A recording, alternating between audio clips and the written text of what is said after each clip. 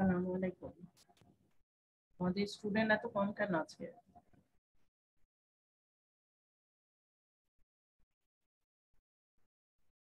আচ্ছা, optical fibre আমরা optical ফাইবারের কনস্ট্রাকশনটা দেখেছিলাম এবং অপটিক্যাল ফাইবার দিয়ে কিভাবে লাইটটা প্রপাগেট করে এটাও দেখেছিলাম। তো এরপরে হচ্ছে তোমার কানেক্টর, ঠিক আছে, যে কানেক্টিভিটিটা কিভাবে হয়, কানেক্টিভিটির জন্য যেগুলো ইউজ করা হয়, fibre optic links require a method to connect the transmitter to the fibre optic cable, ঠিক আছে। ট্রান্সমিটারকে ফাইবার অপটিকের সাথে এবং ফাইবার অপটিকে রিসিভারের সাথে কানেক্ট করার জন্য কিছু কানেক্টর বা কানেক্টিভিটি দরকার হয়, ঠিক আছে। ওই কানেক্টর হিসেবে যেটা দুটা মেথড অ্যাপ্লাই করা হয়। একটা হচ্ছে ডিরেক্টলি কি করা হয়, ডিরেক্টলি তোমার এটাকে ওয়েল্ডিং করে লাগানো যায়, ঠিক আছে। The operation consists of directly linking two fibers by welding with an electric arc or a fusion splicer. এজন্য এটাকে ফিউশন স্প্লাইস বলে। তো এই অ্যাপ্রোচে যেটা হয়, এটা খুব ফাস্ট একটা মেথড আর সিম্পল মেথড, মানে দুইটা ফাইবারকে কানেক্ট করে। এটা হচ্ছে একটা মেথড, ঠিক আছে। আরেকটা হচ্ছে এই যে এটা একটা ছবি, মানে ফিউশন স্প্লাইসার, এটা যা জানার জন্য তোমরা জেনে রাখো। কানেক্টর, দ্য সেকেন্ড মেথড হচ্ছে uses the fiber optic connector, ঠিক আছে, কানেক্টর ইউজ করে। আর এই কানেক্টর গুলা দুই ধরনের কানেক্টর ইউজ করা হয়, একটা হচ্ছে ফিজিক্যাল কন্টাক্ট আর একটা হচ্ছে এক্সপ্যান্ডেড বিম। ফিজিক্যাল কন্টাক্ট কানেক্টর গুলা সেটা হচ্ছে এরকম দেখতে অনেকটা। তো সিরামিক, ফেরুল, ফাইবার, স্লিভ, এই তিনটা অংশ থাকে।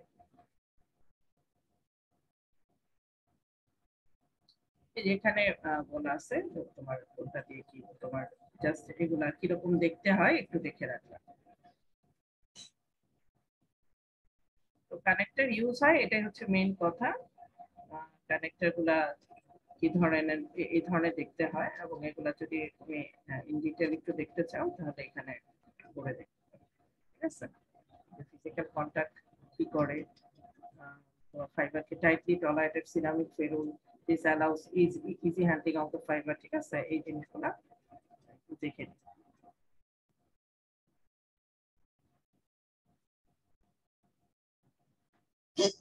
আলহামদুলিল্লাহ।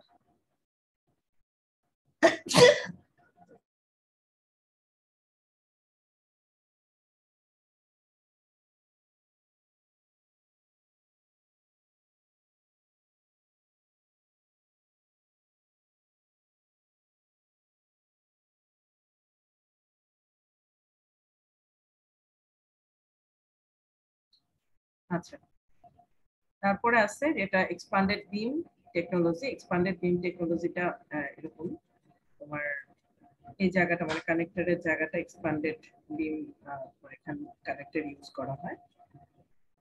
তারপরে আরো লেন্স ইউজ করা হয়, এই ধরনের আর কি অনেকটা দেখতে। তো এটা আর কি জাস্ট আমরা জানলাম যে কিছু কানেক্টর ইউজ হয়, ঠিক আছে, কি কি ধরনের কানেক্টর ইউজ হয়। রিসিভার হচ্ছে যেটা করে, যে রিসিভার হচ্ছে last component of fibre optic link. Receiver কি কাজ করে, যে রিসিভারের মূলত কাজ কি হবে, যে আমরা যে লাইটটা ট্রান্সমিট করলাম সেই লাইটটাকে রিসিভ করা, রাইট, ওইখান থেকে আবার ইলেকট্রিক্যাল সিগন্যালটাকে রিস্টোর করা। তাহলে লাস্ট কম্পোনেন্ট হচ্ছে optical receiver which uses a photo diode. এটা কিসের জন্য ইউজ হয়, photo diode to convert the optical signals into electrical সিগন্যালে কনভার্ট করে ফটো ডায়োডটা, যে সিগন্যালটা পেল। দেন ওইটাকে তোমার ইলেকট্রিক্যাল সিগন্যালে কনভার্ট করলে মূল আমাদের যে মেসেজটা আমরা পাবো। The two types of photodiodes are used, positive intrinsic যেমন PIN, আর একটা হচ্ছে অ্যাভালাঞ্চি ফটোডায়োড, ঠিক আছে। দুই ধরনের ফটোডায়োড ইউজ হচ্ছে, positive intrinsic, negative, and the avalanche. আচ্ছা, ঠিক ট্রান্সমিটারের মতোই ফটোডায়োডের যে মেটেরিয়ালের প্রপার্টির উপর ডিপেন্ড করে যে ফটোডায়োডটা কোন ধরনের ওয়েভলেংথ গুলাকে রিসিভ করবে। Photodiode will receive wavelength depending on material composition. মেটেরিয়ালের উপর ডিপেন্ড করছে কি ধরনের ওয়েভলেংথ সে রিসিভ করবে। আচ্ছা, এরপর আসো আমরা লাস্ট ফাইবার অপটিকের কি কি অ্যাপ্লিকেশন হতে পারে এটা একটু দেখি। ফাইবার অপটিক্স ডিফারেন্ট ইউজ হয়, ঠিক আছে। যেহেতু এটা low weight high bandwidth capacity আছে এবং ইমিউনিটি ভালো, ইলেকট্রোম্যাগনেটিক ইন্টারফারেন্সের ইমিউনিটি ভালো, ঠিক আছে। তো এই জন্য এটার ইউজটা এক্সটেন্সিভলি ইউজ করা হয়, ঠিক আছে। লো ওয়েট হাই ব্যান্ডউইথ, ঠিক আছে, less immune to electromagnetic field interference, এই সবগুলা কারণেই তোমার এটার এক্সটেন্সিভ ইউজ আছে তোমার মিলিটারিতে এবং কমার্শিয়াল এয়ারক্রাফট সিস্টেমে, ঠিক আছে। Application include radar links, video system, sensor network and in flight entertainment system, এগুলাও অ্যাপ্লিকেশন আছে। দেন তোমার বিভিন্ন ধরনের কমান্ডের জন্য কন্ট্রোল এন্ড টেলিমেট্রি, তার মানে বিভিন্ন সিগন্যালিং এর কাজেও এটা ইউজ হয়। Fibre optics is also use for command control and telemetry in industrial application whether there are large electrical motors. Electrical interference, যেহেতু এটা ইমিউন সিস্টেমটা ভালো, তাহলে যেসব ফিল্ডে তোমার ইলেকট্রোম্যাগনেটিক ইন্টারফারেন্স হতে পারে, ঠিক আছে, ফিল্ড ইন্টারফারেন্সটা যেখানে বেশি, যেমন ধরো যেসব জায়গায় লার্জ ইলেকট্রিক মোটরস আছে ওই সমস্ত জায়গায় তোমার ফাইবার অপটিকটা ইউজ হয়, ঠিক আছে, যেখানে ইন্টারফারেন্সটা তাহলে কম হবে।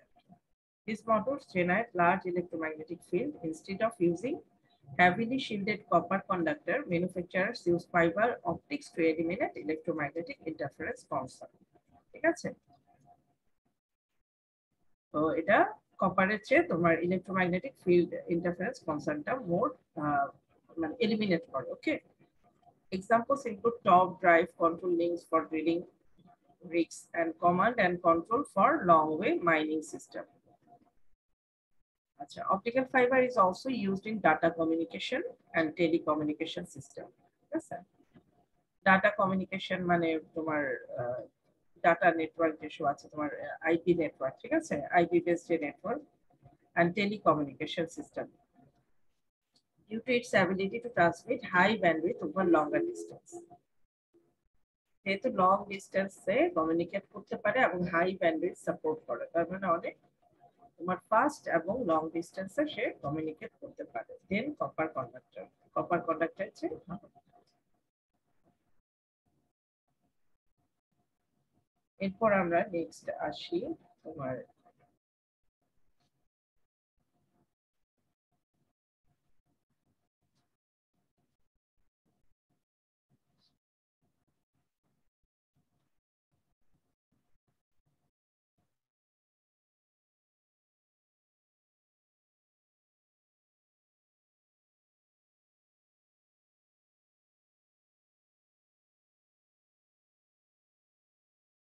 এরপর আসো স্যাটেলাইটের কিছু বেসিক্স জানবো আমরা, খুব ডিটেলে যাব না, ঠিক আছে, এগুলো আমরা খুব বেসিক গুলাই দেখবো। যেমন অপটিক্যালের খুব বেসিক আইডিয়াই নিলাম, ট্রান্সমিটার এন্ডে কি হচ্ছে। তোমার মূলত আমরা যেগুলো একটু ডিটেলে দেখলাম যে ট্রান্সমিটারের কাজ কি, দেন তোমার অপটিক্যাল ফাইবারটা কিভাবে তোমার লাইটটাকে ট্রান্সমিট করে, লাইটটাকে লাইট ট্রান্সমিশনটা কিভাবে হয় অপটিক্যাল ফাইবার দিয়ে, দেন আমরা রিসিভারের কাজটা দেখলাম। ওকে, আর কিছু কানেক্টরস ইউজ হয়, মেইনলি কনস্ট্রাকশনটাকে আমরা দেখলাম যে অপটিক্যাল ফাইবার কমিউনিকেশন সিস্টেমে কি কি জিনিসপত্র থাকে। স্যাটেলাইট বেসিক হচ্ছে স্যাটেলাইট ইউজ হয় স্পেসে, তাই না? তো স্পেসে স্যাটেলাইট গুলো সেট করা হয়, এটা পুরো এত ডিটেল দরকার নাই দেখার। Communication satellites are used in fixed and mobile wireless communication to receive and transmit radio signal, ঠিক আছে। স্যাটেলাইট গুলো ইউজ হয় কিসের জন্য? ফিক্সড এবং মোবাইল ওয়্যারলেস কমিউনিকেশন।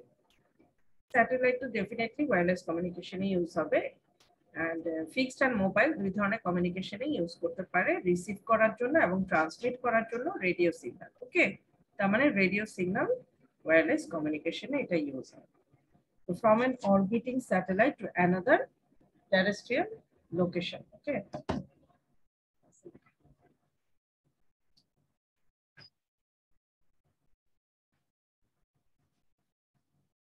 আচ্ছা, এগুলা তোমার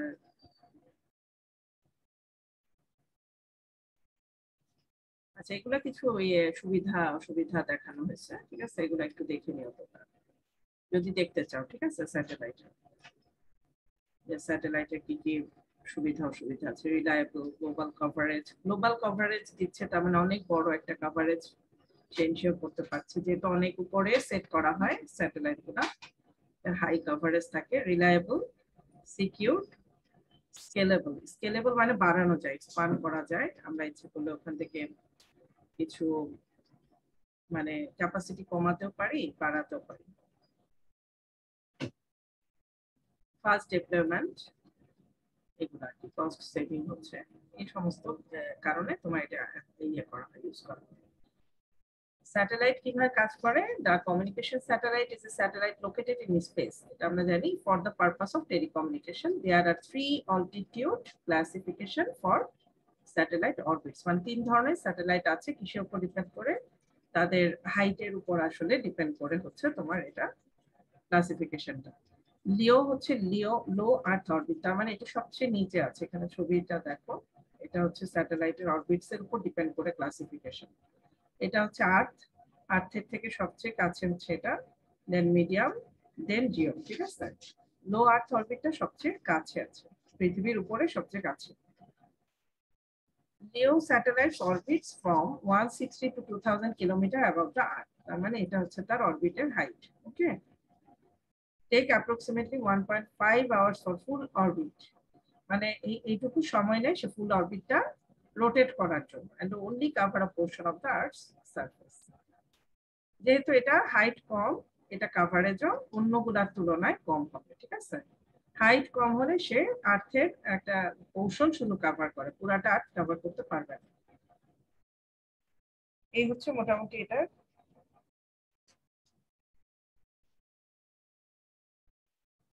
due to the proximity of earth, মানে যেহেতু আর্থ থেকে কাছে আছে, এটা হচ্ছে ল্যাটেন্সিটা কম, ঠিক আছে? হাইলাইট করি এরকম।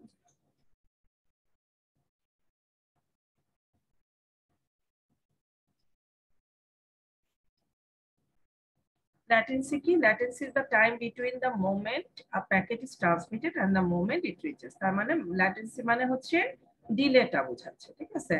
যে একটা ট্রান্সমিট করলাম ডাটা, তারপর সেটা পৌঁছাতে কতটুকু সময় নিচ্ছে, ডেস্টিনেশনে পৌঁছাতে কতটুকু সময় নিচ্ছে। তো latency হচ্ছে কি, is the time between যে ট্রান্সমিট এন্ড রিসিভ, ঠিক আছে? আচ্ছা, লিও তাহলে প্রপার্টিজ হচ্ছে, এটা যেহেতু কাছে আছে, এটা ল্যাটেন্সি কম, and it require less amplification for transmission, যেহেতু কাছে আছে, ওকে, কাছে থাকার কারণে এটার এই সুবিধাগুলো আছে, ল্যাটেন্সি কম এবং রিকোয়ার লেস অ্যাম্পলিফিকেশন। আচ্ছা, নিও মিডিয়াম আর্থ অরবিট, তার মানে এটা আছে তোমার লিওর চেয়ে একটু উপরে। MEO satellites are located above LEO and below the GEO, মানে জিও মানে হচ্ছে জিও স্টেশনারি অরবিট, এই দুটার মাঝামাঝি অবস্থান করে।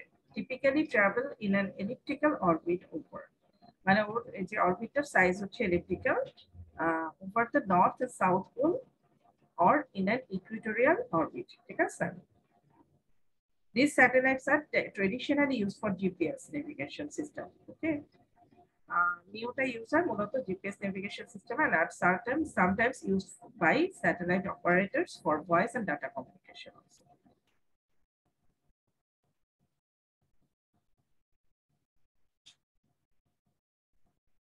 আচ্ছা, তারপর geostationary orbit. Geo satellite orbit at 35,786 kilometre, এটা হচ্ছে তার অরবিটের size, okay, above the equator in the same direction and speed as the earth rotates on its axis। তার মানে কি, এই অরবিটের সাইজ হচ্ছে এটা, এবং সে কি করে, সেম ডিরেকশন এবং স্পিডে ঘুরে, কার? আর্থের সেম ডিরেকশন এবং স্পিড, ওকে, আর্থ তো ঘুরছে, তাই না?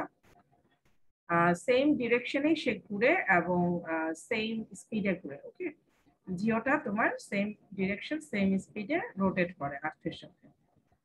This makes it appear to the earth station as fixed in the sky. এটার কারণে কি মনে হয় যে জিও স্টেশনারি অরবিটটা হচ্ছে ফিক্সড একটা পজিশনে আছে আর্থের মানে অ্যাজ কম্পেয়ার টু আর্থ থেকে যদি তুমি মানে এটাকে কম্পেয়ার করা হয়, তাহলে জিওটাকে মনে হবে একটা নির্দিষ্ট ফিক্সড পজিশনে আছে ইন দ্য স্কাই, ওকে।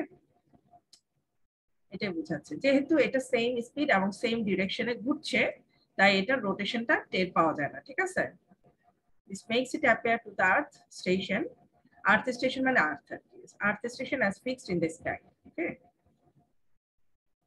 আচ্ছা due to distance from the earth there is a longer latency মানে যেহেতু অনেক দূরে এটা স্যাটেলাইটটা এটা ল্যাটেন্সিটা বেশি ল্যাটেন্সি মানে ট্রান্সমিট এন্ড রিসিভের মধ্যে যে গ্যাপটা বা ডিলেটা বেশি হয় ঠিক আছে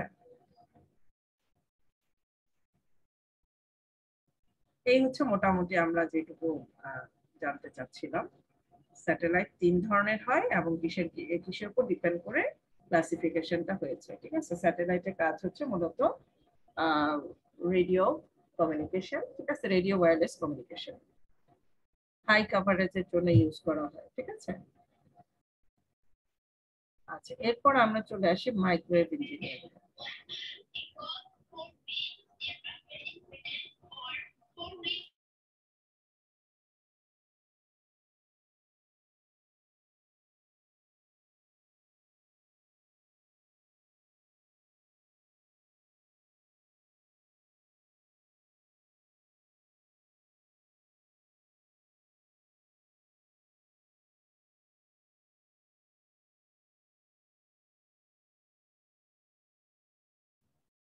আচ্ছা মাইক্রোওয়েভ ইঞ্জিনিয়ারিং এ আমরা শুধু ট্রান্সমিশনটা দেখবো ঠিক আছে ট্রান্সমিশনটা কিভাবে হচ্ছে কারণ মাইক্রোওয়েভ হচ্ছে ওয়্যারলেস কমিউনিকেশন একটা তো এটা মাইক্রোওয়েভটার ক্ষেত্রে আমার ট্রান্সমিশনটাই মেইনলি বেশি জরুরি ঠিক আছে আমরা ইন ডিটেইল তো সবগুলা দেখতে পারবো না তো ওয়্যারলেস এর মধ্যে আমরা দেখতে পাচ্ছি যে স্যাটেলাইটে ইউজ হচ্ছে তোমার রেডিও ওয়্যারলেস কমিউনিকেশনে এবং এই স্যাটেলাইট গুলার ক্লাসিফিকেশন ডিপেন্ড করছে তার ডিসটেন্সের উপরে এবং তার বিভিন্ন প্রপার্টিজ যেমন ল্যাটেন্সি গুলা কিরকম হয় দূরত্বের কারণে ল্যাটেন্সিটা বেশি হয় কিছু কিছু স্যাটেলাইটে এবং যত দূরে হবে স্যাটেলাইটটা তত কভারেজ বেশি আর মাইক্রোওয়েভটা হচ্ছে আমরা ট্রান্সমিশনটা দেখব microwave communication Transmission line is a connector which transmits energy from one point to another. ঠিক আছে মাইক্রোওয়েভ যে ট্রান্সমিশন লাইন বা যে কোনো ট্রান্সমিশন লাইন সম্বন্ধে এটা বলা হচ্ছে ঠিক আছে transmission line is a connector এটা কি করে কাকে কানেক্ট করে ট্রান্সমিটারকে এবং রিসিভারকে ঠিক আছে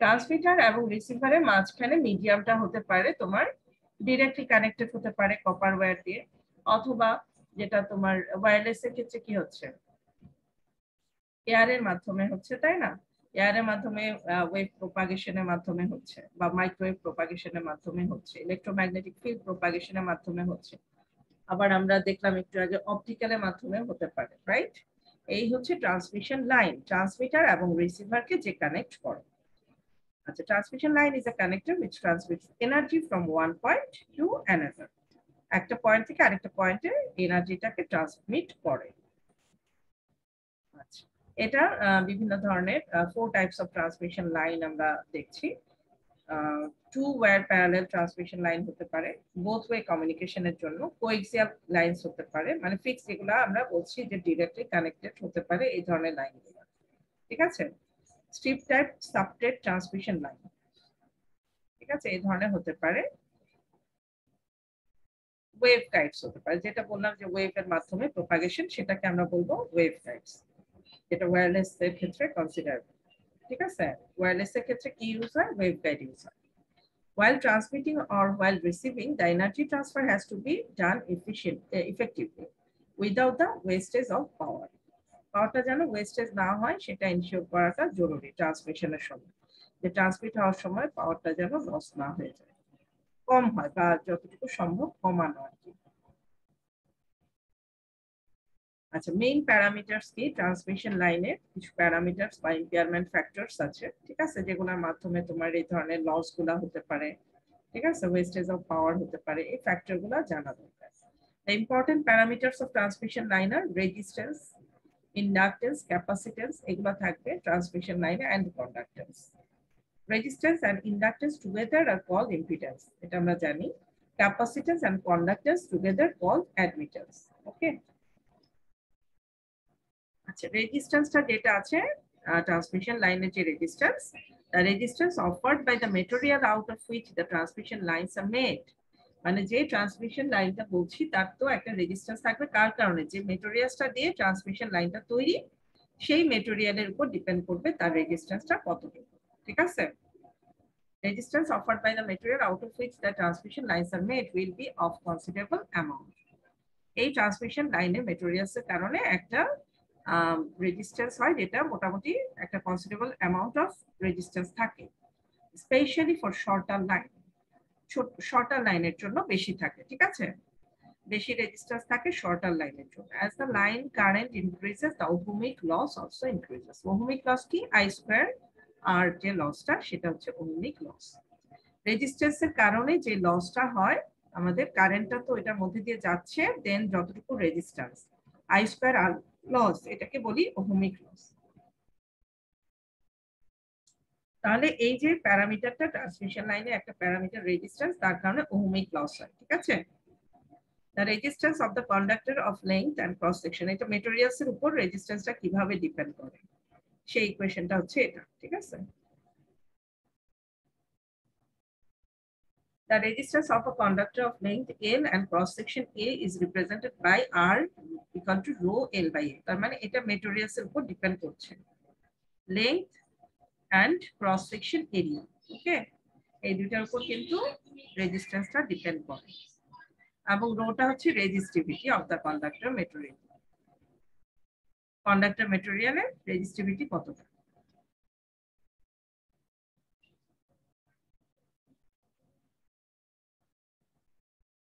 এই যে এই রেজিস্ট্যান্সটা, আবার এই যে রেজিস্ট্যান্সটা উপর যে I স্কয়ার আরটা হচ্ছে ohmic loss। এই temperature and the frequency of the current, আমাদের যে কারেন্টটা যাচ্ছে সেটা টেম্পারেচার থাকে, একটা ফ্রিকোয়েন্সি থাকে। ঠিক আছে? এই দুইটা factor affect the resistance of the line। ঠিক আছে? The resistance of a conductor varies linearly with the change in temperature। টেম্পারেচারের সাথে লিনিয়ারলি চেঞ্জ হয় রেজিস্ট্যান্সটা। Whereas if the frequency of the current increases, the current density towards the surface of the conductor also increases।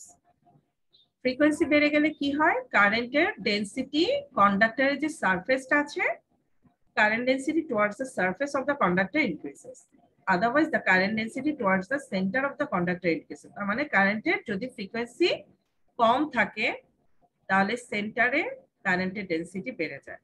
ঠিক আছে? আর যদি frequency বেশি থাকে তাহলে কি হয়, কন্ডাক্টরের সারফেসে এটার ডেনসিটিটা বেড়ে যায়। ঠিক আছে? দিস মিন, এটাকে স্কিন ইফেক্ট বলে। যে স্কিন ইফেক্টটা কিন্তু জানা উচিত, বিভিন্ন জায়গায় যখন সামনে গিয়ে ইন্টারভিউ দিতে যাবা এই স্কিন ইফেক্ট নিয়ে কোশ্চেন হবে।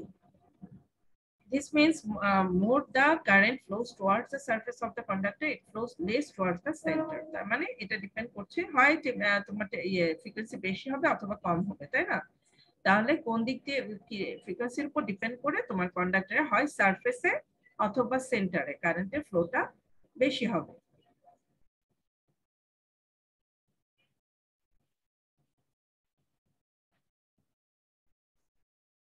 এই যে সারফেস দিয়ে যে কারেন্টটা ফ্লো হচ্ছে, যে তার মানে হচ্ছে কারেন্ট ডেনসিটি কখন এটা সারফেসে বেশি হচ্ছে, যখন ফ্রিকোয়েন্সি ইনক্রিজ করে। ঠিক আছে? ইনক্রিজেস, ফ্রিকোয়েন্সি বেশি হলে সারফেস দিয়ে কারেন্টটা ফ্লো বেশি করে। তো এই কারণে যখন আমার কারেন্ট ফ্লো করছে সারফেস দিয়ে, তখন কিন্তু সেন্টারে কারেন্টের ডেনসিটিটা কমে যায়। এই ব্যাপারটাকে বলে স্কিন ইফেক্ট। কারণ কি, এটা কন্ডাক্টর সারফেস দিয়ে প্রবাহিত হয়, এই জন্য এটাকে বলে কি স্কিন ইফেক্ট। ওকে, এই হচ্ছে মোটামুটি ফ্রিকোয়েন্সির উপর ডিপেন্ড করে এটা এটা তোমার রেজিস্টিভিটিটা চেঞ্জ হয় বলে, তোমার এই তোমার কারেন্ট ফ্লোটা, কারেন্টের ডেনসিটিটা আপ ডাউন করে। ঠিক আছে?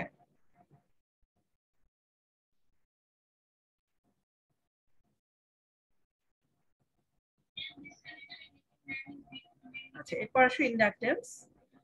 কি কি আছে আমাদের বললাম, রেজিস্ট্যান্স, ইন্ডাকটেন্স, ক্যাপাসিট্যান্স, কন্ডাক্টেন্স। আচ্ছা, এরপর ইন্ডাকটেন্স। ইন্ডাকটেন্স থাকে, এটা জানো তোমার, এসি ট্রান্সমিশন লাইনে আমরা জানি current flows sinusoidally. This current induce magnetic field. ঠিক আছে? Perpendicular to the electric field. তো আমরা জানি, আমরা একটা ম্যাগনেটিক ফিল্ড তৈরি হয় তোমার ইলেকট্রিক ফিল্ডের perpendicular. Magnetic field is perpendicular to the electric field, which also varies sinusoidally. Magnetic field টাও সাইনোসয়েডালি ভ্যারি করে। যেহেতু ইলেকট্রিক ফিল্ড আমাদের সাইনোসয়েডালি ভ্যারি করে, তাহলে ম্যাগনেটিক ফিল্ডটাও সাইনোসয়েডালি ভ্যারি করবে। এই ইফেক্টটাকে ফ্যারাডেস ল বলে। আচ্ছা, এই যে ম্যাগনেটিক ফিল্ডের কারণে কি তৈরি হয়, electromagnetic field into the conductor তৈরি হয়, ঠিক আছে।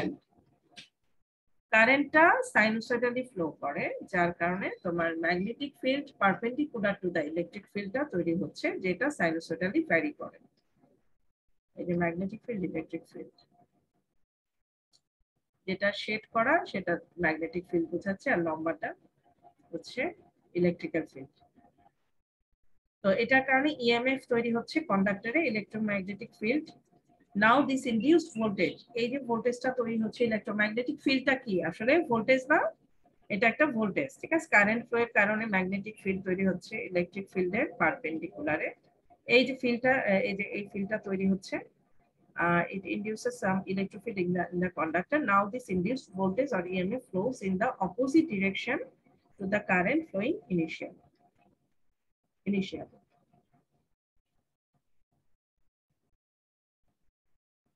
The EMF flowing in the opposite direction is equivalently shown by a parameter known the inductance. EMF flowing in the opposite direction, EMF flowing the মানে কারেন্টের অপোজিটে তোমার EMF এর যে ফ্লোটা সেটাকে আমরা বলছি ইন্ডাক্টেন্স। ওকে, এটাকে হেনরিতে প্রকাশ করা, এগুলো তোমরা ইন্ডাক্টেন্স তো পড়েছো, তারপরও আমার মানে এটা যেহেতু তোমার এটাও ট্রান্সমিশন লাইনের উপরে তোমার একটা প্যারামিটার, যে প্যারামিটারটা চেঞ্জের উপরে ডিপেন্ড করছে ট্রান্সমিশন লাইনের পারফরম্যান্সটা, ঠিক আছে। Inductance is also one of the factor, তোমরা জানো এটা পড়ে আসছো অলরেডি, ইন্ডাক্টেন্স কি জিনিস।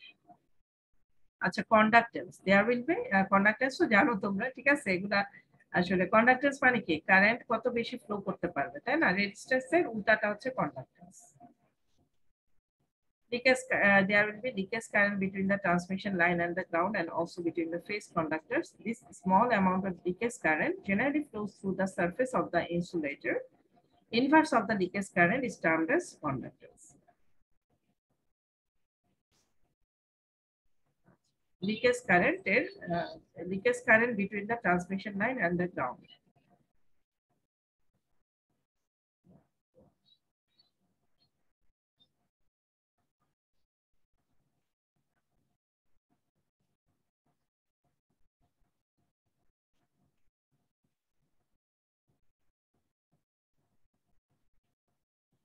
The flow of current is associated with inductance and the voltage difference between the 2 points.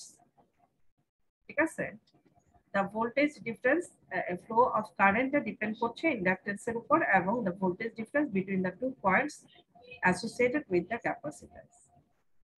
Capacitance এর যে ভোল্টেজটা এবং ইন্ডাক্টরের যে কারেন্টটা, এটার উপর ফ্লো অফ তোমার কারেন্টটা ডিপেন্ড করছে, ঠিক আছে, ইন্ডাকটেন্সের উপরে এবং ক্যাপাসিটেন্সের উপর। সোজা কথা, ক্যাপাসিটেন্স, ইন্ডাকটেন্স, এই সব কিছুর উপরে তোমার কারেন্ট ফ্লোটা যেহেতু ডিপেন্ড করে, this are the transmission line parameters, ঠিক আছে।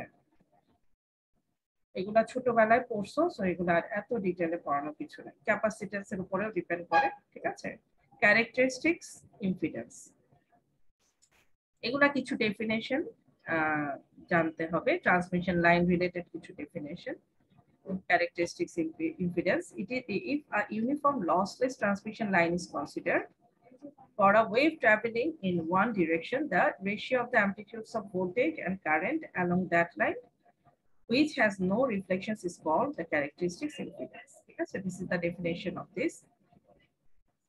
তার মানে characteristics impedance হচ্ছে voltage wave value by current wave value, square root of those, ঠিক আছে, square root of voltage wave value by current wave value. তার মানে এখানে দেখো এটা কি, এটা হচ্ছে কিন্তু আমাদের ইম্পিডেন্সটা বোঝাচ্ছে, এটা তাই না, এটা বোঝাচ্ছে, আর এটা অ্যাডমিটেন্স। তার মানে ইম্পিডেন্স বাই অ্যাডমিটেন্সটা হচ্ছে তোমার আলটিমেটলি এটা, এই যে ক্যারেক্টারিস্টিক্স ইম্পিডেন্স। এটা the ratio of amplitudes of voltage and current along that line which has no reflections is called characteristics impedance. তার মানে ইম্পিডেন্স আর তোমার কি বলে ইম্পিডেন্স আর ক্যাপাসিট্যান্স এই দুটার যে এটা তোমার রেশিওটা করবে অ্যাডমিটেন্স ক্যাপাসিট্যান্স না, ইম্পিডেন্স এন্ড অ্যাডমিটেন্স। তার মানে এটা তোমার কারেন্টের পথে বাধা দেয় আর এটা কি করে, কারেন্টকে ফ্লো করতে সাহায্য করে, তাই না? এই দুটার রেশিও, এটা বাধা দেয়, এটা ফ্লো করতে সাহায্য করে। তাহলে আমার কম্পারেটিভ বলতে গেলে এটা হচ্ছে যে এক ধরনের ক্যারেক্টারিস্টিক্স ইম্পিডেন্স, যেটা তোমার কতটুকু বাধা দিবে আলটিমেটলি ট্রান্সমিশন লাইনে সেটা ডিটারমাইন করে। হ্যাঁ, সেটা ডিটারমাইন করে, কারণ উপরে আমি রেখেছি ইম্পিডেন্স, নিচে রেখেছি অ্যাডমিটেন্স। তাহলে কতটুকু আলটিমেটলি বাধা দিবে সেটা হচ্ছে এই দুটার রেশিও। লসলেস লাইনের জন্য তোমার রেজিস্ট্যান্স হচ্ছে এটা √L/C। এসি আর দ্য ইন্ডাক্টেন্স আর ক্যাপাসিট্যান্স। ওকে, আচ্ছা এরপর আসো ইম্পিডেন্স ম্যাচিং। এটা একটা ট্রান্সমিশন লাইনের জন্য গুরুত্বপূর্ণ, যেটা আমরা দেখেছি অ্যান্টেনাতেও পড়েছি ইম্পিডেন্স ম্যাচিং কি। যে পুরা একটা লাইন, ট্রান্সমিশনের লাইনের মধ্যে যত কিছু থাকবে সবগুলোর মধ্যে ইম্পিডেন্স ম্যাচিং থাকতে হবে, আদারওয়াইজ লস অফ পাওয়ার হবে। to achieve maximum power transfer, ঠিক আছে? ম্যাক্সিমাম পাওয়ার ট্রান্সফারটা এনশিওর করার জন্য এটা দরকার।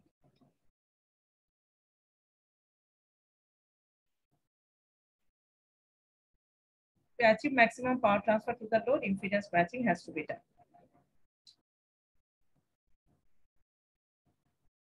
আচ্ছা, ইম্পিডেন্স ম্যাচিং এর জন্য এই কন্ডিশনগুলো ফুলফিল করতে হয়। দ্য রেজিস্ট্যান্স গুলো সমান হতে হবে, ঠিক আছে?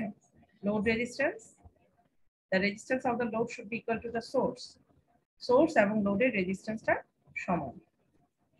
Reactance of the load should be equal to the source, but in opposite side লোডের তোমার রিঅ্যাক্ট্যান্স এবং সোর্সের রিঅ্যাক্ট্যান্সও সমান হতে হবে। This is the impedance matching, ঠিক আছে?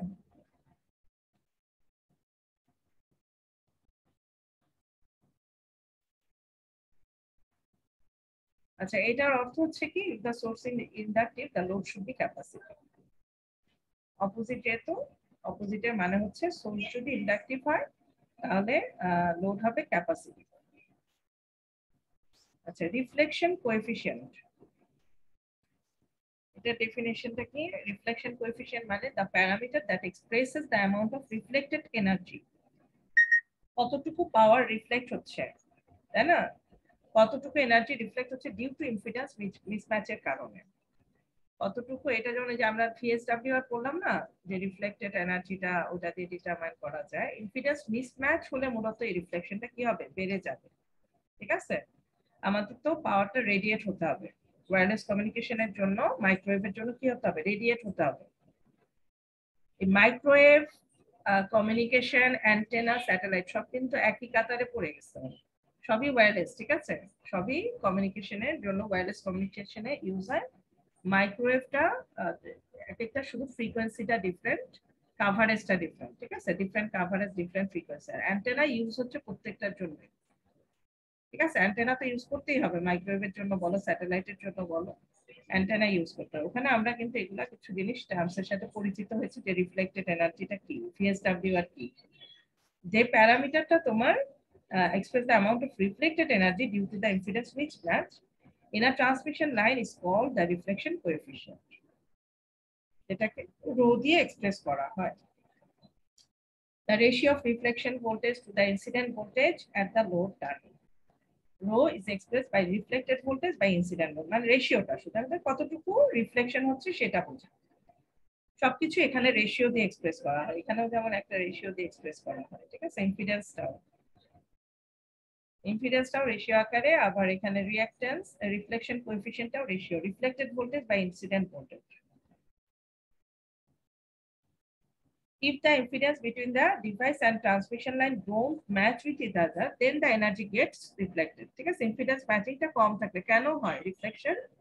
ইম্পিডেন্স ম্যাচিং যদি কম থাকে, মিসম্যাচ করলে, ঠিক আছে? মিসম্যাচ যদি থাকে তাহলে এটা রিফ্লেকশন হবে। ওকে, the higher the energy gets reflected, the greater will be the value of rho. Reflection voltage বেশি হলে অবশ্যই রো এর ভ্যালু বেশি হবে, রাইট? এই যে VSWR, এটাও প্রযোজ্য এখানে, কারণ এখানে যেটা অ্যান্টেনার বিষয় আছে, VSWR তো থাকবে। Standing wave is formed when the incident wave gets reflected. Standing wave কি জিনিস? এটা তৈরি হয় যখন একটা ওয়েভ রিফ্লেক্টেড হয়, একটা ইনসিডেন্ট ওয়েভ যখন রিফ্লেক্টেড হয় একটা স্ট্যান্ডিং ওয়েভ তৈরি হয়। Standing wave which is formed contains some voltage, ঠিক আছে? The magnitude of standing waves can be measured in terms of standing wave ratio. Standing wave ratio. The ratio of maximum voltage to the minimum voltage in a standing wave can be defined as voltage standing wave ratio. এই যে voltage standing wave ratio, standing ওয়েভটা কখন তৈরি হচ্ছে? রিফ্লেকশনের কারণে তৈরি হচ্ছে, right? যত বেশি রিফ্লেকশন হবে তত বেশি স্ট্যান্ডিং ওয়েভ তৈরি হবে। তাহলে এই রেশিওটা কিভাবে? Maximum voltage to the minimum voltage in a standing wave, এটাকে বলা হয় VSWR, ঠিক আছে? The ratio of maximum and minimum voltage in a standing wave, ঠিক আছে? It is denoted by S, Vmax by V minimum. তার মানে Vmax হচ্ছে কি? Maximum voltage in the standing wave, আর এটা হচ্ছে minimum voltage in the standing wave, and this ratio is called the VSWR.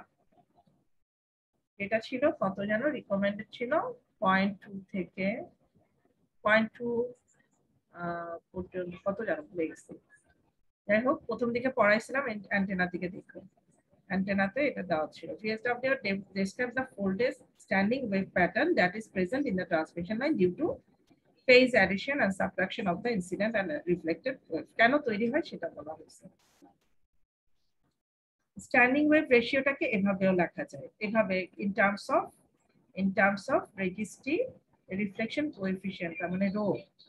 in terms of rho যদি express করো, standing ওয়েভের সাথে অবশ্যই রিফ্লেকশন কোএফিসিয়েন্টের সম্পর্ক আছে, তাই না?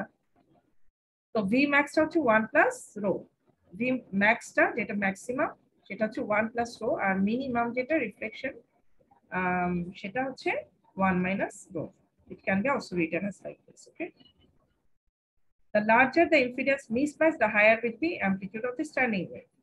আমরা জানি যে বেশি মিসম্যাচ হলে কিন্তু বেশি রিফ্লেকশন হবে, তাই না? তাই বেশি higher will be the amplitude of standing wave. এটা ম্যাক্সিমামটা বেশি হবে তখন, তাই না? তখন রেশিওটা কি বেড়ে যাবে না? বেড়ে যাবে। তো স্ট্যান্ডিং ওয়েভটার অ্যামপ্লিটিউডটা বেড়ে যাবে, এবং এই রেশিওটা এইভাবে দেখা হয় V max is to V minimum equal to 1:1, এরকম ভাবে দেখানো যায়। যদি সমান রেশিও থাকে তাহলে 1:1। এটা 2:1 পর্যন্ত অ্যালাউড, ঠিক আছে? স্ট্যান্ডার্ড হচ্ছে 2:1 পর্যন্ত ম্যাক্সিমাম। আদারওয়াইজ তোমার ইম্পিডেন্স মিসম্যাচটা বেড়ে যায়, পাওয়ারটা অনেক বেশি লস হয়ে যায়। Hence the value of VSWR is a unity, which means the transmission is perfect. মানে পারফেক্ট যদি চিন্তা করো তাহলে এটা কোনো রিফ্লেকশন হয় নাই। Vmax V minimum হচ্ছে 1:1, তার মানে নো রিফ্লেকশন, তার মানে পারফেক্ট, ট্রান্সমিশনটা পারফেক্ট। এই হচ্ছে তোমার VSWR। এফিশিয়েন্সি অফ ট্রান্সমিশন, এই তোমাদের ক্লাস টাইম শেষ তো, ঠিক আছে? হ্যাঁ, তোমাদের অ্যাটেন্ডেন্স লিংকটা দিয়ে দেই।